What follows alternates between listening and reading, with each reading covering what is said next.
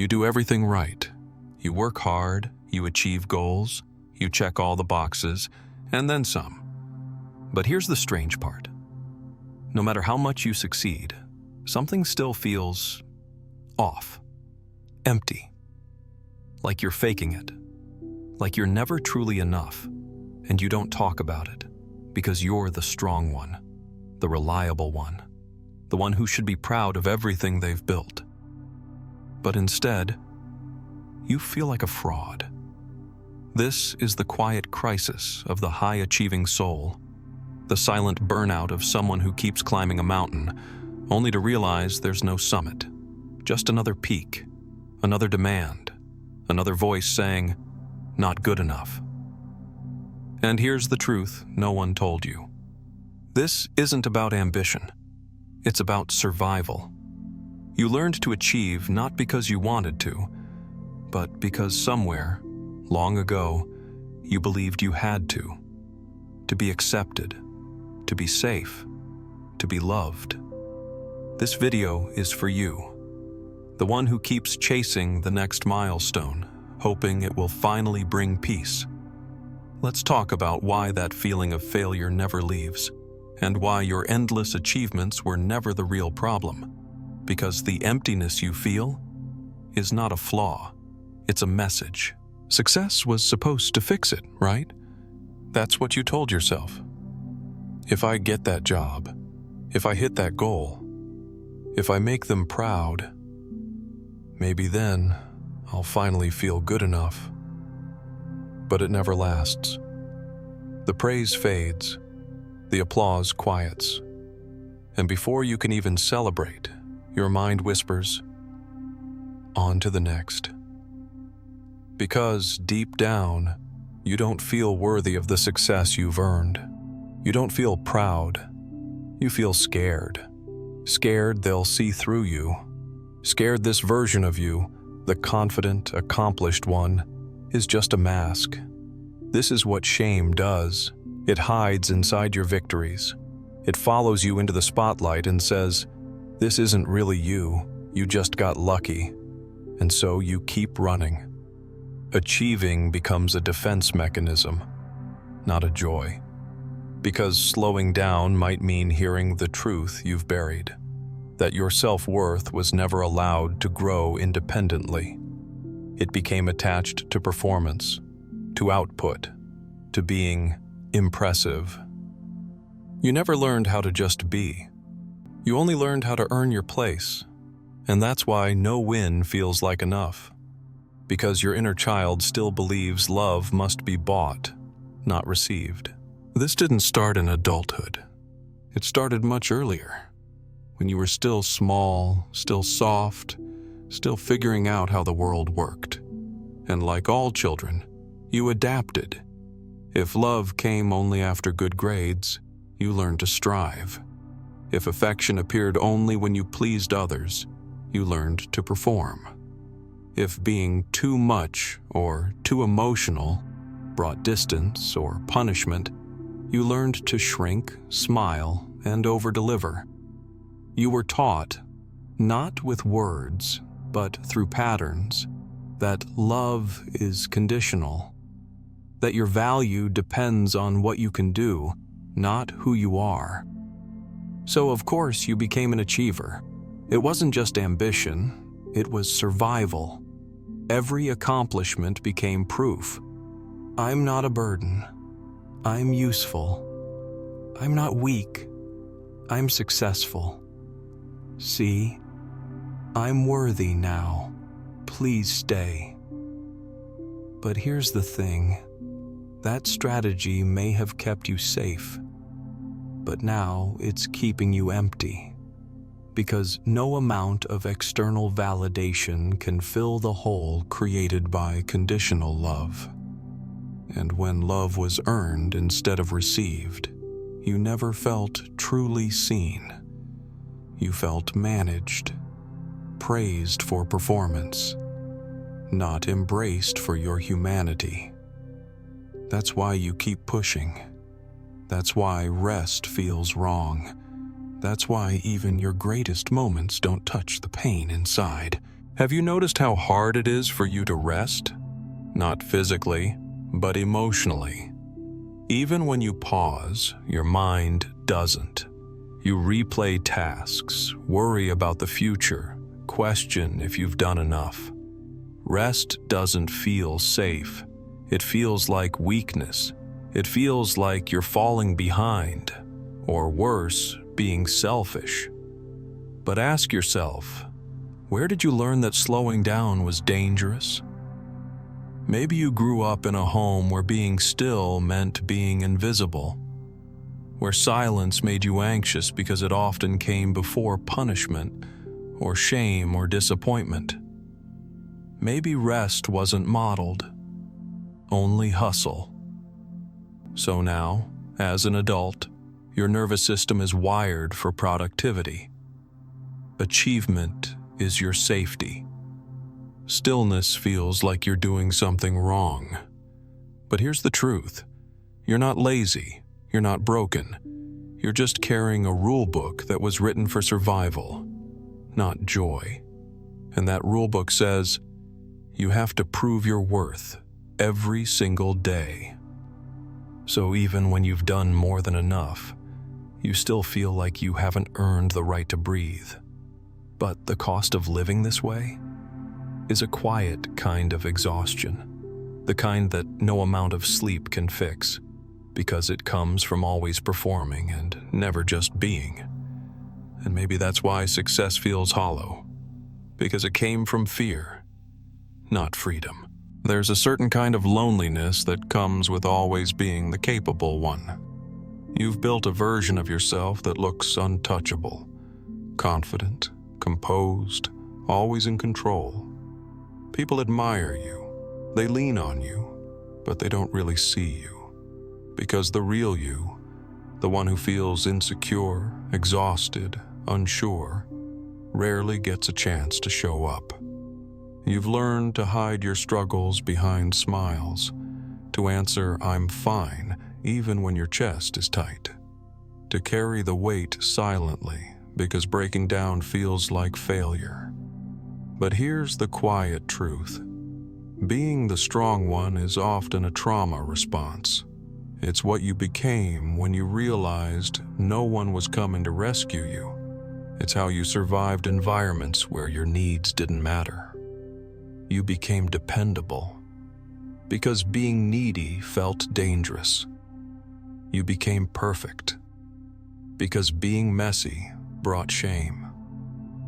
And now you don't know how to ask for help without feeling like a burden. You don't know how to be vulnerable without fearing rejection. You don't know how to rest without guilt. So you keep going, you keep achieving, and you keep feeling more alone. But strength isn't about pretending you're invincible.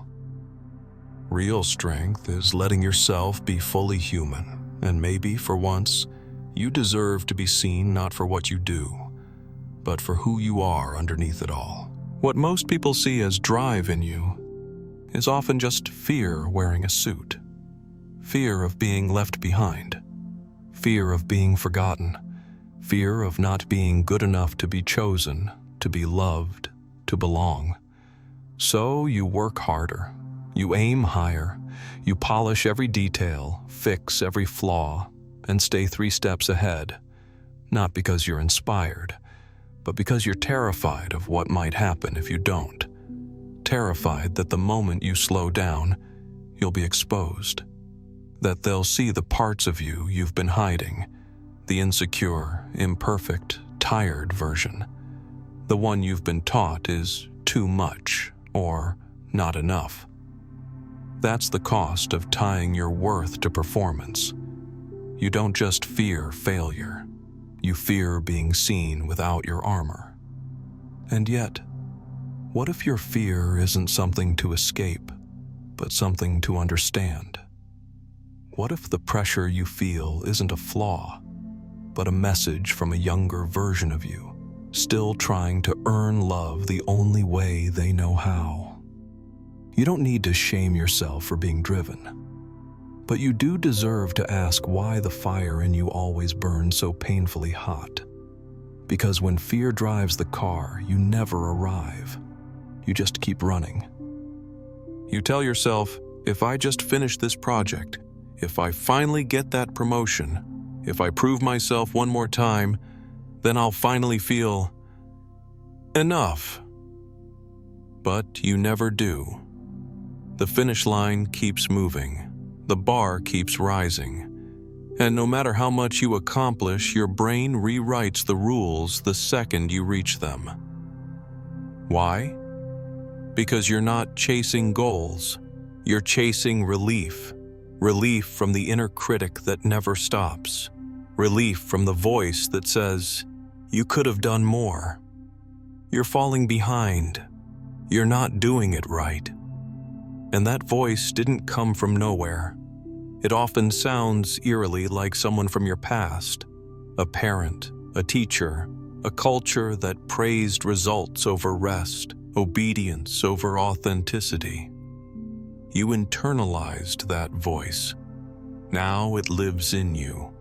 And no trophy, no applause, no achievement ever silences it for long. This is why enough always feels one step away.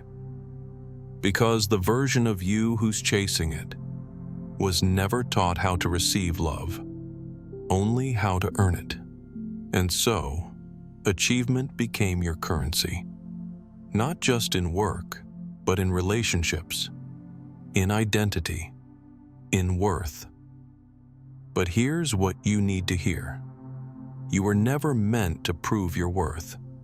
You were meant to be loved, first gently and without condition. Behind the drive, beneath the constant pressure to do more, there's a quieter emotion most people don't talk about. Grief. Not grief for a person, but for a childhood where you couldn't just be. For the version of you that never got to feel safe in stillness. For the moments you needed reassurance but got expectations instead. You grieve the softness you had to bury, the needs you silenced to survive, the comfort you gave to others but never received in return. And that grief, it never really goes away. It just gets buried under overachievement, busyness, perfectionism. You call it drive, but really, it's a deep, unspoken sadness. Sadness that no one came when you needed, that your value was measured in performance, not presence. That even now, in all your success, you still feel unseen. So when people tell you, you're so impressive, you smile. But something inside you aches. Because what you long for isn't praise. It's permission to slow down, to be messy, to be loved without having to earn it. And maybe the healing isn't in doing more. Maybe it's in finally allowing yourself to feel what you've been running from all along. You've spent most of your life measuring yourself in output.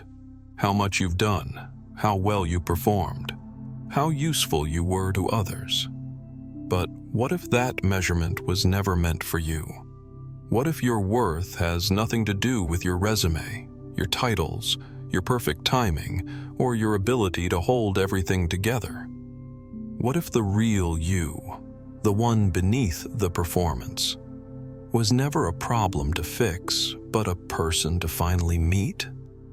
Maybe it's time to use a different scale. Instead of asking, what did I accomplish today? Try asking, was I kind to myself today? Did I listen to what I really needed? Did I rest even when my mind told me I hadn't earned it? Healing doesn't come from one more achievement. It comes from unlearning the lie that you have to earn your right to exist. The truth is, you were always enough, long before anyone told you otherwise. But you were raised in a system that made you forget. And now, Piece by piece, you're starting to remember. Not by doing more, but by finally allowing less. Less pressure. Less pretending. Less fear disguised as ambition. Because real success is coming home to yourself and not needing an audience to know you belong. It's time to stop chasing the next win and start embracing who you truly are. You are more than your achievements, more than your job title, more than your mistakes or your fears. Your worth is not tied to a trophy, a promotion, or someone's approval. It's built into your very existence, a quiet, unshakable truth waiting for you to claim. This doesn't mean giving up on goals or growth. It means changing the why behind your drive. From proving you're worthy to honoring your soul. From running from fear to walking with courage. From hiding behind achievements to standing in your full humanity.